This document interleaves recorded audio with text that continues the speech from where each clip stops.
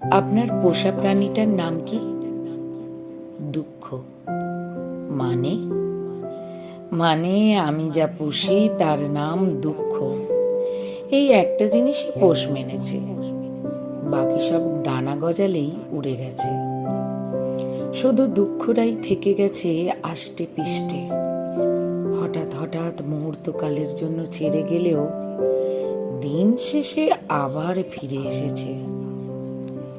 এছাড়া পাখি, প্রাণী, মানুষ সব শেষে কিছুই থাকে না, কেউই থাকেনি।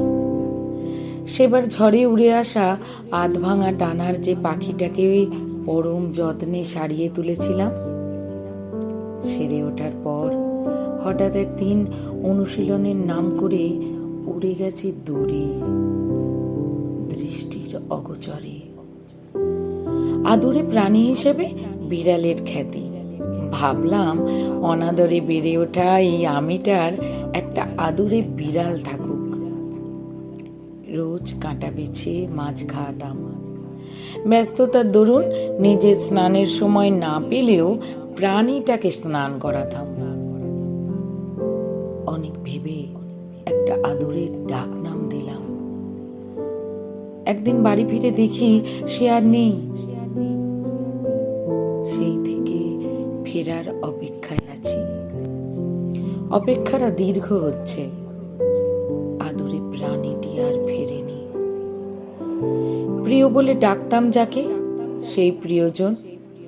যদিও মানুষের সঙ্গকে আমি বরাবরই ভয় পাই, কারণ একবার সঙ্গ পেয়ে অভ্যস্ত হয়ে গেলে সঙ্গহীন একাকিত্বে নিজেকে নিঃসঙ্গ ভাবতে থাকে মানুষ। তবু কবে, কখন, কিভাবে যেন বুকের ভেতর আস্ত একটা মানুষ পুষলাম। তার সঙ্গ পেয়ে অভ্যস্ত হয়ে গেলাম। পোষমানা পাখির মতো, সঙ্গহীন একাকিত্বের মতো একদিন সেই প্রিয়জন আমাকে একা রেখে চলে গেল।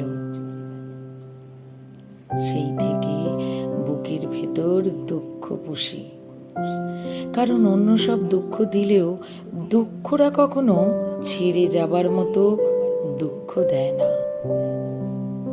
দুঃখরা কখনো ছেড়ে যায় না।